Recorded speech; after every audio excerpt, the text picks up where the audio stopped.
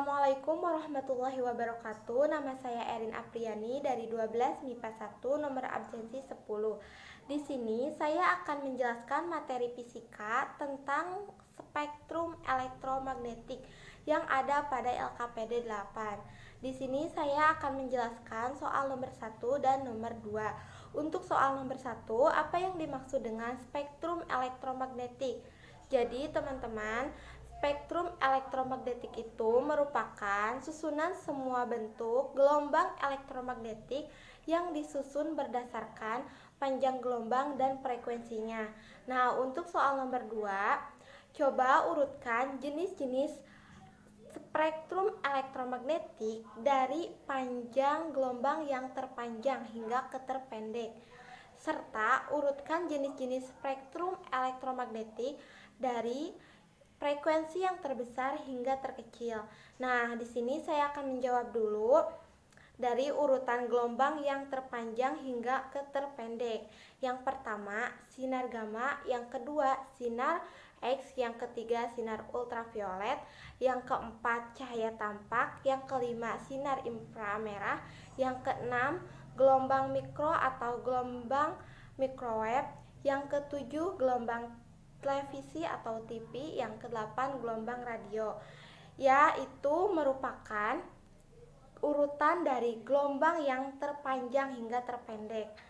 Nah, untuk yang berikutnya, urutan dari frekuensi terbesar hingga terkecil, yaitu gelombang radio, gelombang televisi atau TV, yang ketiganya gelombang mikro atau microwave, yang keempat sinar inframerah, yang kelima cahaya tampak, yang keenam sinar ultraviolet, yang ketujuh sinar X, dan yang kedelapan sinar gamma. Itu berdasarkan frekuensi yang terbesar ke yang terkecil, karena hubungan frekuensi dengan panjang gelombang itu berbanding terbalik. Seperti itu teman-teman. Mohon maaf bila banyak kesalahan dalam pengucapan. Wassalamualaikum warahmatullahi wabarakatuh. Assalamualaikum warahmatullahi wabarakatuh. Perkenalkan, nama saya Lisa Mutiara dari kelas 12 MIPA 1. Di sini saya akan membahas LKPD 8 soal nomor 3 dan nomor 4. Jelaskan percobaan yang pernah dilakukan Maxwell ketika menjelaskan arah gelombang elektromagnetik. Percobaan yang dilakukan Maxwell adalah dengan dua buah logam yang dikekang pada ujung pegas, yang masing-masing diberi muatan positif dan negatif. Ilustrasinya seperti gambar di bawah ini. Ada dua buah bola besi yang dikekang pada ujung pegas dan diberi muatan positif dan negatif. Perubahan listrik diberikan pada logam ini terhadap waktu dan menghasilkan medan magnet yang berbeda. Hasil dari percobaan tersebut bisa berupa cahaya, sinar X, sinar gamma, sinar beta, sinar alfa, dan lain-lain.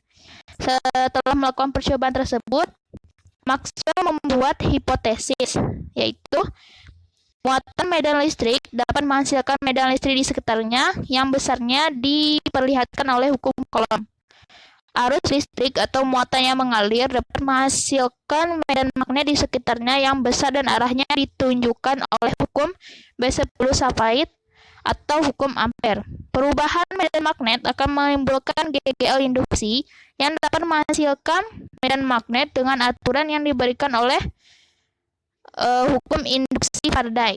Nah, sekarang kita masuk ke contoh soal yang keempat, yaitu jelaskan sumber dari spektrum elektromagnetik. Gelombang elektromagnetik dapat dari berbagai sumber. Yang pertama dari osilasi listrik, yang kedua sinar matahari. Sinar matahari ini menghasilkan sinar inframerah yang dapat dimanfaatkan untuk mempelajari struktur atom. Lampu merkuri ini menghasilkan sinar ultraviolet. Penembakan elektron dalam tabung hampa pada keping logam menghasilkan sinar X, digunakan untuk ronsen.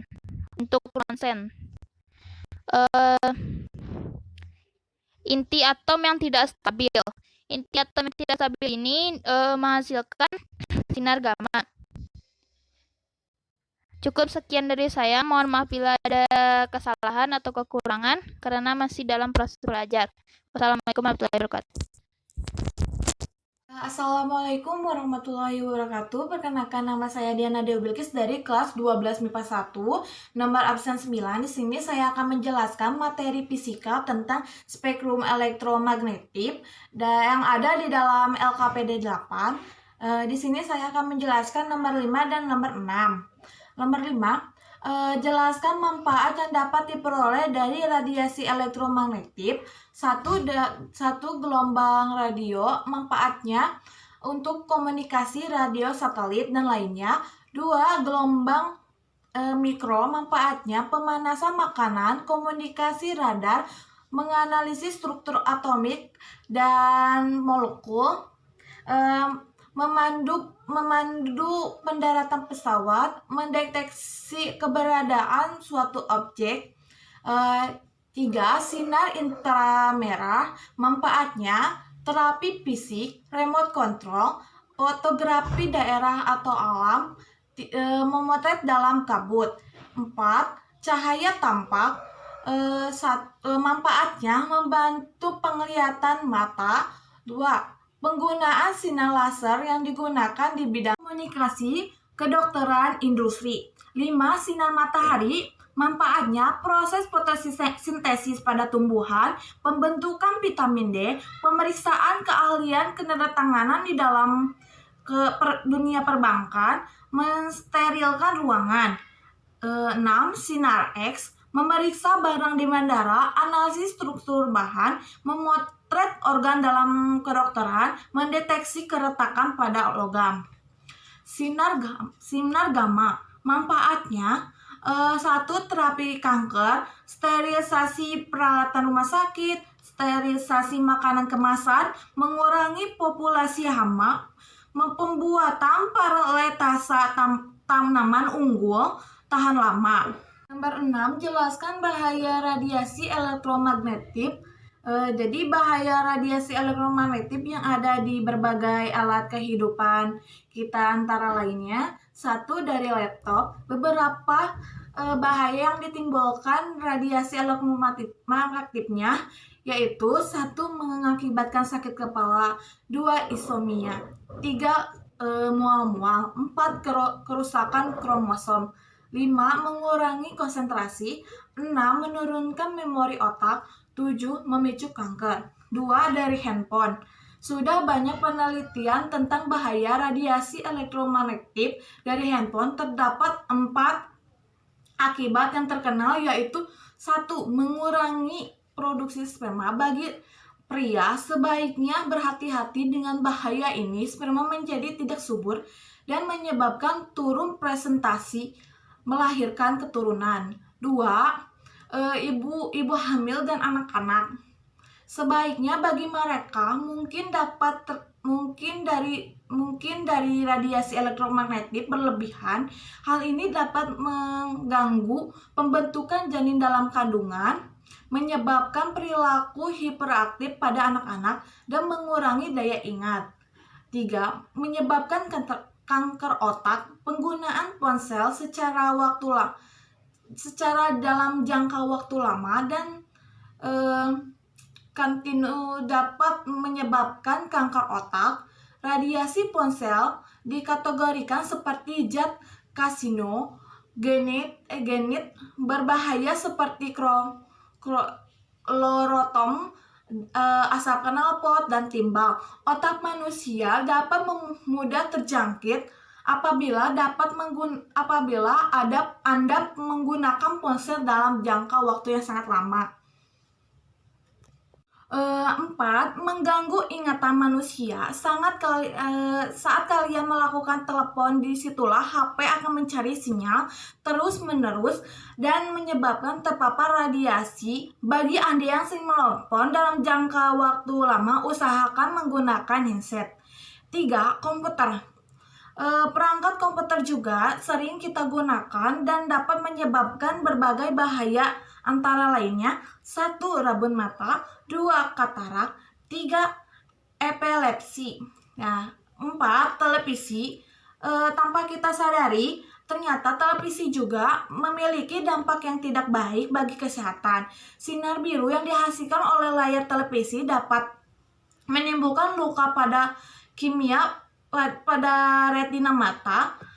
Ringkasannya adalah dapat menyebabkan kanker kulit dari sinar ultraviolet, dapat menyebabkan katarak mata dari sinar ultraviolet, dapat menghitamkan warna kulit dari sinar ultraviolet, dapat melemahkan sistem kekebalan tubuh dari sinar ultraviolet, dan dapat menyebabkan kemandulan dari sinar ultraviolet. Sekian yang dapat saya jelaskan dari soal lembar 5 dan lembar 6. Bila ada kesalahan, mohon maaf. Wassalamualaikum warahmatullahi wabarakatuh. Assalamualaikum warahmatullahi wabarakatuh. Perkenalkan, nama saya Widya Lena dari kelas 12 MIPA 1. Di sini saya akan menjelaskan contoh soal fisika LKPD dasar, yaitu nomor 7 dan juga nomor 8. Yang nomor 7 yaitu soalnya bagaimana cara kita untuk menanggulangi bahayanya sinar elektromagnetik. Yang pertama itu yang dari komputer, yang pertama kita istirahat selama 25 menit untuk melihat keadaan di luar dan juga melihat tumbuhan-tumbuhan hijau dari objek yang jauh. Yang kedua yaitu mengganti LCD dengan anti radiasi elektromagnetik. Yang ketiga yaitu mengurangi jarak pandang minimal 40-60 cm. Nah, yang kedua yaitu yang dari televisi. Yang dari televisi yang pertama itu bahaya sekali kalau misalkan kita terlalu menonton televisi dan juga menontonnya dari jarak yang dekat. Jadi yang pertama yaitu kita mengurangi dalam menonton televisi, dan yang kedua yaitu mengurangi jarak pandang saat kita menonton televisi. Jadi kita akan menjelaskan contoh soalnya ini. Sebuah stasiun VHF menyiarkan program pada frekuensi 200 Hz, dan di sini yang dipertanyakan, hitunglah panjang gelombang radio VHF tersebut.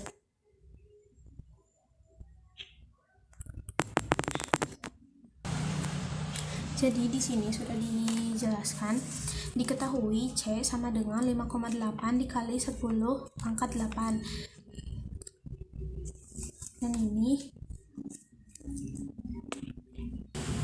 Dan OM-nya yaitu 12,76 dikali 10 pangkat min 7 Wb per AM. Yang ditanyakannya yaitu permeabilitas mediumnya. Jawab, jadi ini adalah rumusnya.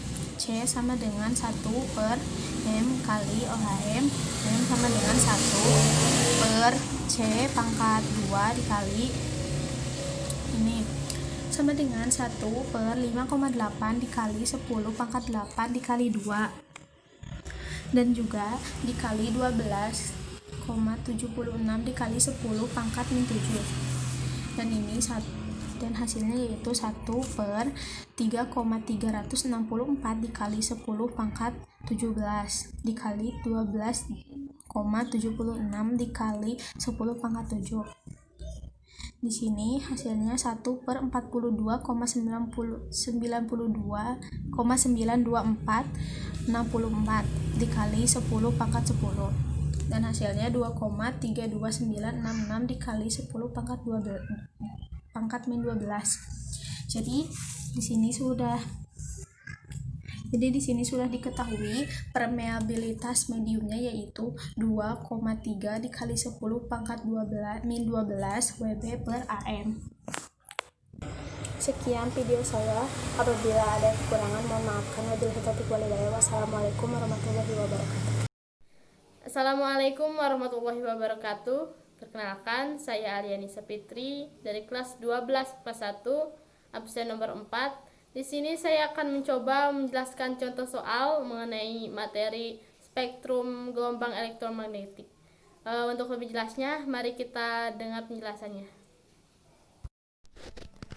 Di sini kita ke soal yang nomor 9. Yang nomor 9 itu gelombang elektromagnetik dalam suatu medium memiliki kelajuan 5,8 kali 10 pangkat 8 meter per second jika permitivitas medium 12,76 kali 10 pangkat min 7 Weber per AM, Tentukan permeabilitas medium tersebut. Penyelesaian. Pertama-tama, agar memudahkan, seperti biasa kita tulis dulu apa yang telah kita ketahui atau yang diketahuinya. Diketahui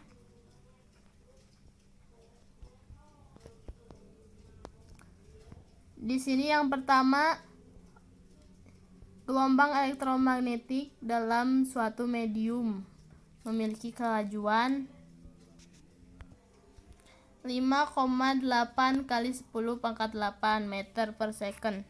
Berarti di sini diketahui C-nya sama dengan 5,8 kali 10 kat negatif 8. Yang kedua, di sini permitivitas medium. Berarti permitivitas mediumnya 12,76 kali 10 pangkat negatif 7. Sekarang kita cari tahu yang ditanyakannya. Di sini tentukan permeabilitas medium tersebut. Jadi ditanyakan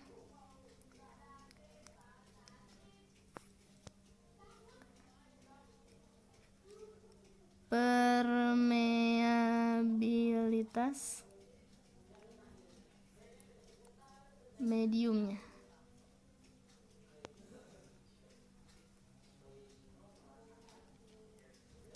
Jawab. Nah, untuk mencari permeabilitas medium, di sini pertama kita menggunakan persamaan Maxwell.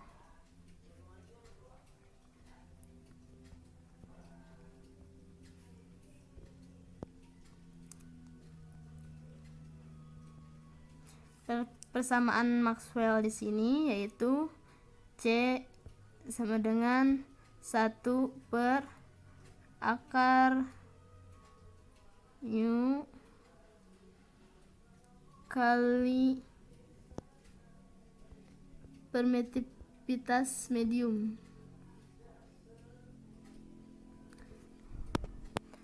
Selanjutnya, kan ini kita ketahui persamaan Maxwell-nya. Sedangkan yang kita carinya itu permeabilitas mediumnya.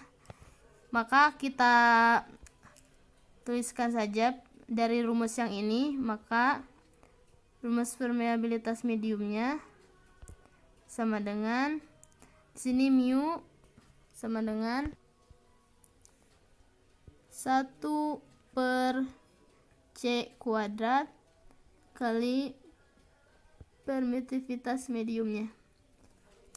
Nah, berarti 1 per, karena dua-duanya ini sudah kita ketahui, langsung saja kita tuliskan 1 per C-nya yaitu 5,8 kali 10 pangkat negatif 8, lalu dikuadratkan kali 12,76 kali 10 pangkat negatif 7 sama dengan 1 per, hasilnya dari ini 5,8 kali 10 pangkat 8 dikuadratkan yaitu 3,364 kali 10 pangkat 17 dikali ini kita turunkan 12,76 kali 10 pangkat negatif 7 sama dengan 1 per, ini hasil perkalian dari ini yaitu 42,92 464 kali 10 pangkat 10. Lalu hasil yaitu 2,32966 kali 10 pangkat min 12. Di sini kita sederhanakan saja. Jadi mu-nya sama dengan 2,3 kali 10 pangkat negatif 12 Weber per AM. Nah, sudah kita dapatkan hasil dari nomor 9. Selanjutnya kita pindah ke yang nomor. Di sini nomor 10. Kita langsung saja. Gelombang elektromagnetik memiliki kelajuan 3 kali 10 pangkat 8 meter per second. Jika gelombang tersebut memiliki panjang gelombang 100 nanometer, tentukan frekuensi gelombang tersebut. Pertama, kita cari dulu yang diketahuinya. Yang diketahuinya yaitu kelajuannya. Kelajuannya V sama dengan 3 kali 10 pangkat 8, kita tulis di sini. Kemudian panjang gelombang. Panjang gelombang di sini rumusnya adalah magda. Di sini 100 nanometer. Karena di sini masih nanometer, kita ubah ke meter, maka hasilnya 100 kali 10 pangkat 9 meter. Terus yang ditanyakannya yaitu frekuensi gelombang atau F. Di sini kan ada rumus C sama dengan magda kali F. Di sini kita langsung aja. 3 kali 10 pangkat 8 sama dengan 100 kali 10 pangkat 9 meter kali frekuensinya. Karena yang dicarinya frekuensi, langsung kita masukkan 3 kali 10 pangkat 8 dibagi 100 kali 10 pangkat 9. Maka frekuensi yang kita dapat yaitu 3 kali 10 pangkat 15 Hz. Nah, sekian penjelasan dari saya. Terima kasih yang sudah menonton. Untuk lebih jelasnya kalian bisa ulangi terus video ini. Maaf bila ada kesalahan kata-kata ataupun penulisan. Sekian, wassalamualaikum warahmatullahi wabarakatuh.